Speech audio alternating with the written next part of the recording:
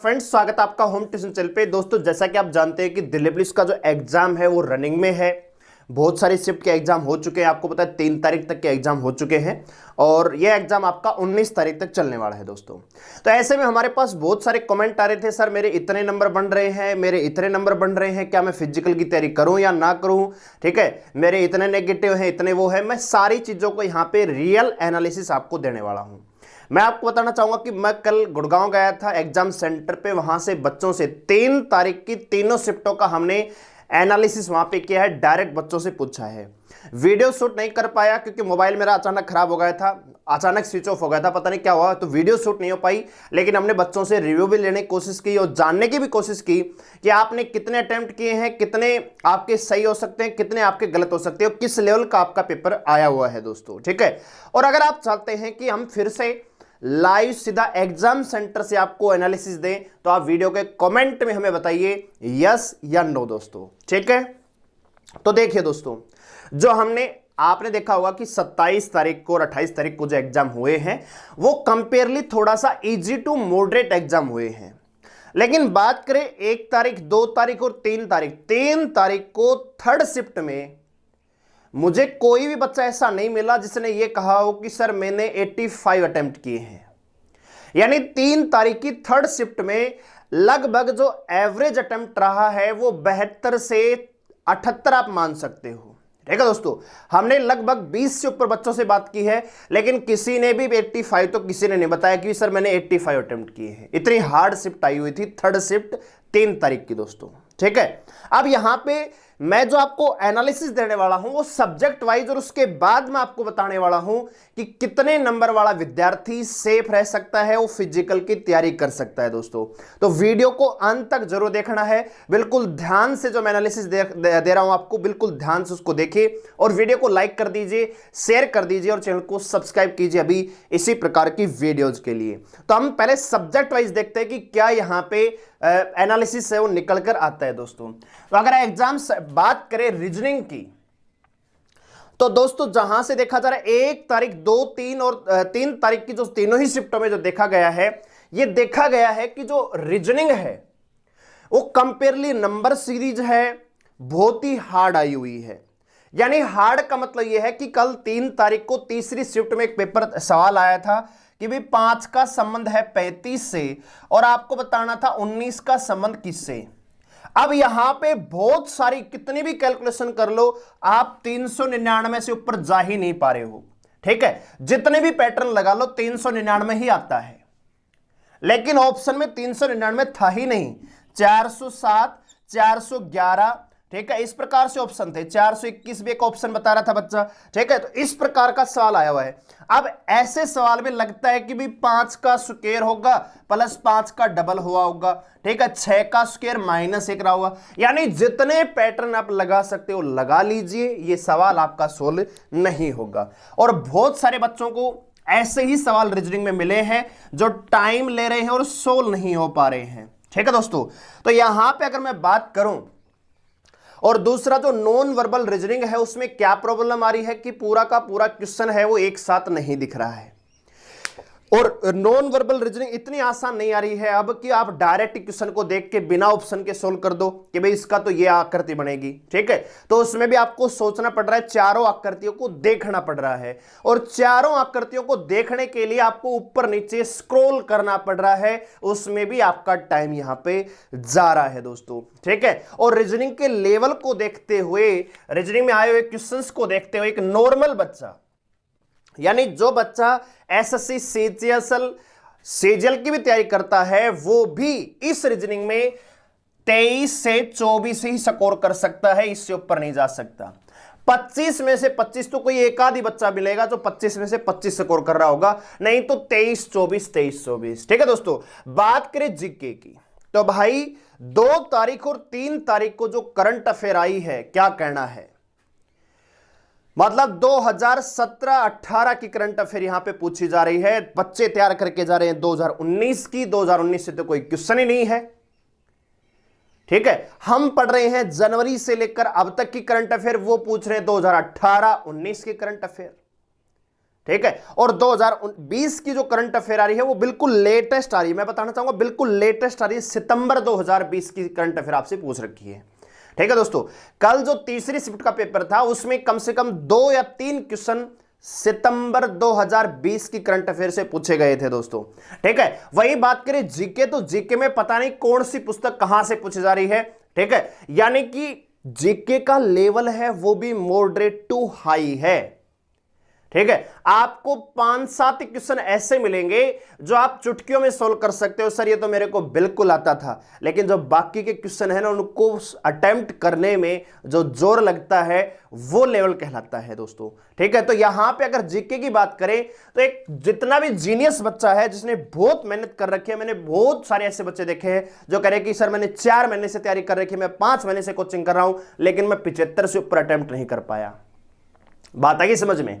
तो अगर जीके की बात करें तो जो एवरेज बच्चे स्कोर कर रहे हैं, स्कोर की मैं बात कर रहा हूं, अटेम्प्ट करने को तो बहुत सारे 50 में से 50 भी कर रहे हैं, लेकिन मैं स्कोर की बात कर रहा हूं। एवरेज बच्चा यहां पे 25 से 26 का स्कोर कर रहा है। ठीक है दोस्तों, बात करें कंप्यूटर, तो कंप्यूटर में भाई एवरेज जो बच्चा है वो 6 से 7 का स्कोर कर रहा है। बहुत सारे बच्चे ऐसे मिलेंगे, बोला मैंने तो 10 में से 10 कर दिए। जो ऐसे आपको मिलेंगे ना, जो रीजनिंग में कहेंगे मैंने, मतलब जीके में कहेंगे 40 में से 40 मैंने किए हैं सही, कंप्यूटर में मेरे 8 सही है, मैथ में मेरे 13 सही है, वो आपको ढूंढे नहीं मिलेंगे अंत में। ठीक है दोस्तों, तो रियल एनालिसिस में बता रहा हूं, कट ऑफ हमने पहले बताई थी लेकिन वो हमने कंपेयर की थी, लेकिन एक्चुअल जो कट ऑफ है वो पेपर के लेवल, नंबर ऑफ कैंडिडेट्स, हम आप एसएससी से पूछने वाले हैं कि अब तक कितने विद्यार्थी एग्जाम में बैठ चुके हैं, कितने प्रतिशत विद्यार्थी अपीयर हुए हैं। ठीक है, आपको हर चीज यहां से रियल मिलेगी, तो चैनल को अभी सब्सक्राइब कर लीजिए और कमेंट करके बताएं कि कितने बच्चे चाहते हैं कि सीधे एग्जाम सेंटर से आपको एग्जाम का एनालिसिस दिया जाए। कमेंट कीजिए ज्यादा से ज्यादा। ठीक है दोस्तों, तो कंप्यूटर की अगर बात करें तो 6 से 7 अगर आपने स्कोर किया है, मतलब बिल्कुल सही, तो आप बिल्कुल सेफ अपने आप को मान सकते हैं जनरल कैटेगरी। वही बात करें दोस्तों मैथ की, तो मैथ में जो बच्चे हैं 1 तारीख, 2 तारीख और 3 तारीख को अगर तीनों को मर्ज किया जाता है, देखा जाता है ओवरऑल, तो जो बच्चा स्कोर कर रहा है वो ज्यादा से ज्यादा 10 से 12 ही क्वेश्चन अटेम्प्ट कर पा रहा है दोस्तों। ठीक है, तो ये आपका एनालिसिस मैं यहां पे दे रहा हूं नंबर ऑफ राइट क्वेश्चंस के आधार पे, नंबर ऑफ अटेम्प्ट के आधार पे नहीं, नंबर ऑफ राइट क्वेश्चंस के आधार पे। एक एवरेज जो बच्चा है, मतलब एवरेज से भी जो ऊपर बच्चा है उनके आधार पे। ठीक है, बहुत सारे बच्चे आपको ऐसे मिलेंगे मैंने तो 90 अटेम्प्ट कर दिए, मैंने 85 अटेम्प्ट कर दिए। ये जो कहेंगे ना जो 85 वाला है वो आपको नहीं मिलेगा जो फाइनल कट ऑफ आएगी। ठीक है, क्योंकि 85 वाले के कम से कम 15 से 18 क्वेश्चन गलत मिलेंगे, वो वैसे ही 65 से नीचे चला जाएगा। बात आ गई समझ में? तो आप इन चीजों पर ध्यान मत दीजिए, आप अपनी रियल तैयारी है उसके साथ ही आप जाइए दोस्तों एग्जाम में। ठीक है, तो यहां पे अगर देखा जाए तो एवरेज जो स्कोर किया जा सकता है एक बच्चे को, इन एग्जाम्स के पैटर्न को और एग्जाम के लेवल को ध्यान में रखते हुए एक बच्चा जो स्कोर कर सकता है वो क्या है दोस्तों, तो कम से कम अगर देखा जाए तो यहां पे देखो 6, 5, 11 और 3, 14, असल पाई 1, 2, 2, 4, 5 और 1, 6, यहां पे 64 आता है। यहां पे देखे 6, 4, 10, 7, 17, 2, 19 और यहां पे आएगा 6। ठीक है, 64 से 69 स्कोर कर पाएगा एक जनरल कैटेगरी का बच्चा, और वो भी वो जिसने सीजीएल सीपीओ की तैयारी कर रखी होगी, जिसको मैथ है वो यहां पे बड़ी आता होगा। बहुत सारे बच्चे 10 भी नहीं पहुंच पा रहे हैं।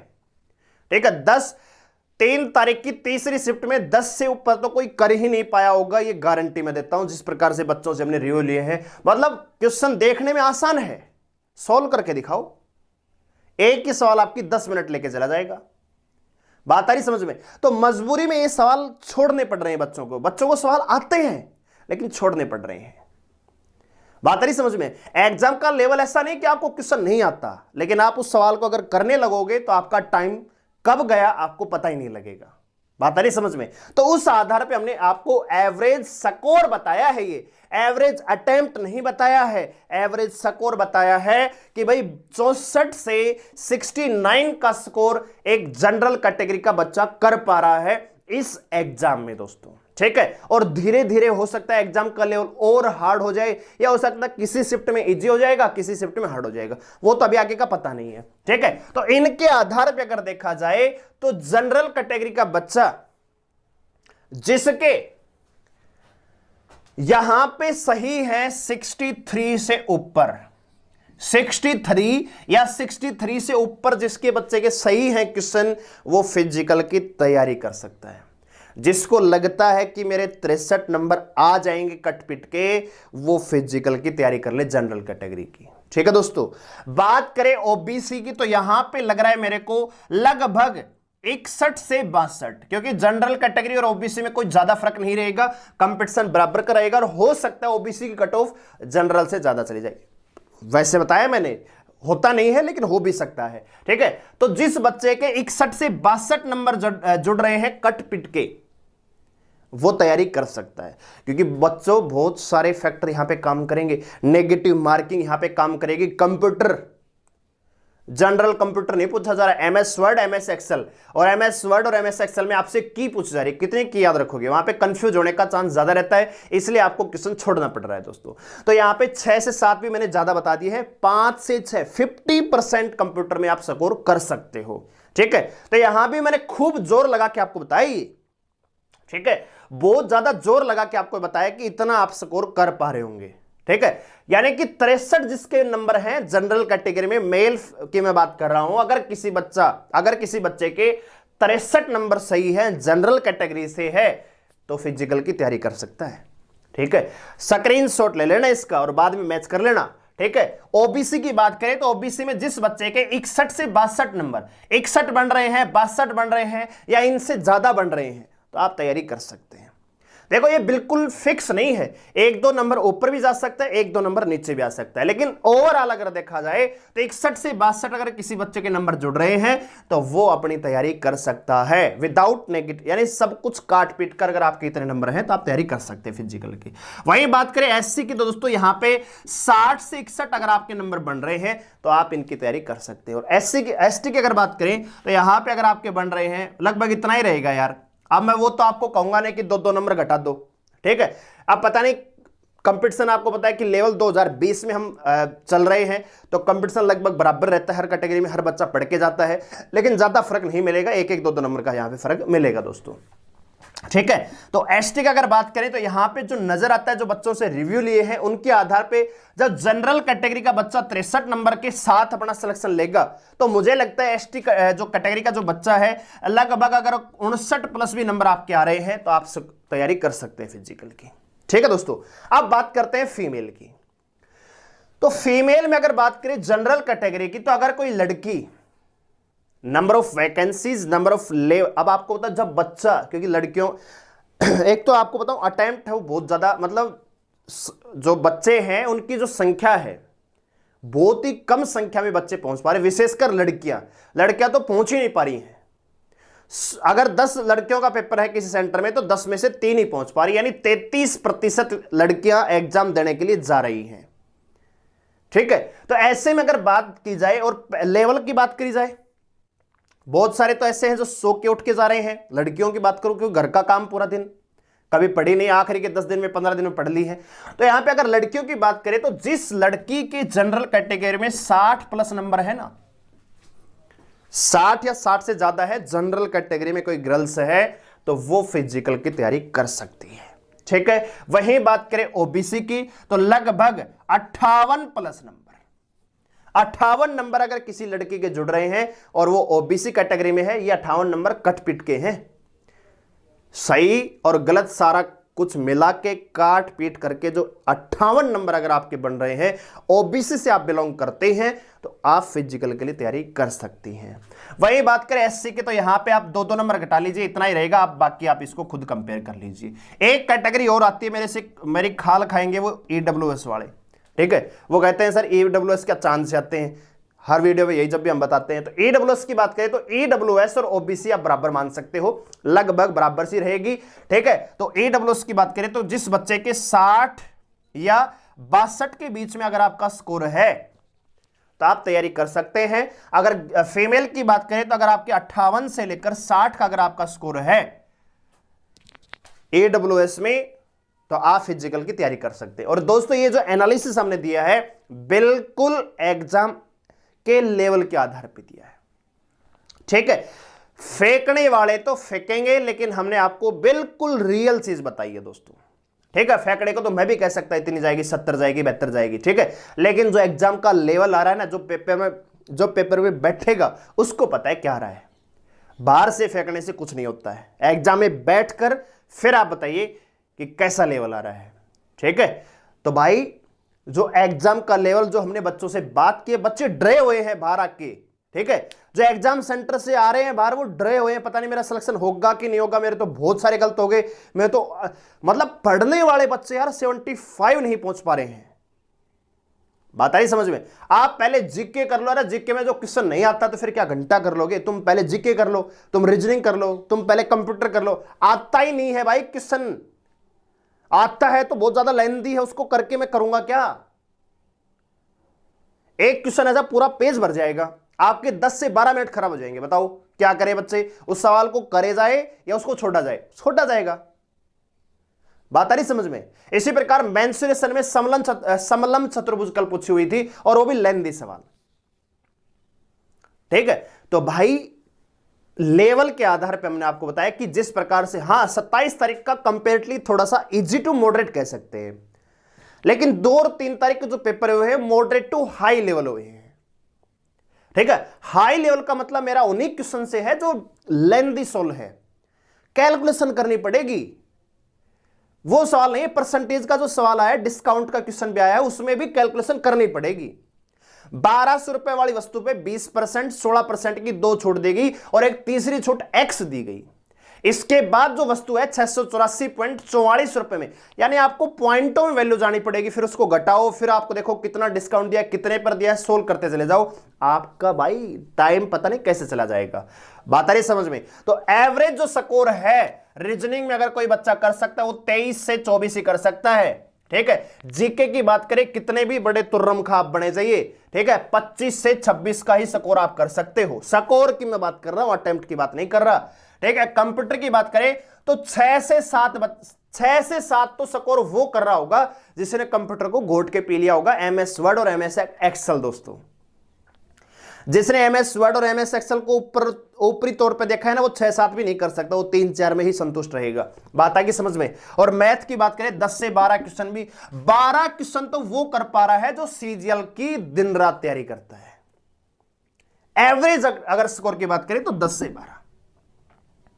तो जो जर्नल कैटेगरी में स्कोर निकल के आता है 64 से 69 के बीच में निकल के आता है। हमने आपको 1 नंबर फिर भी कम बताया है। ठीक है, तो जिस बच्चे के जनरल कैटेगरी में 63 नंबर है या इससे ज्यादा है, फिजिकल की तैयारी कर लीजिए, स्क्रीनशॉट ले लीजिए, नाम लिख लीजिए, home tuition channel Pradeep Yadav बताई थी।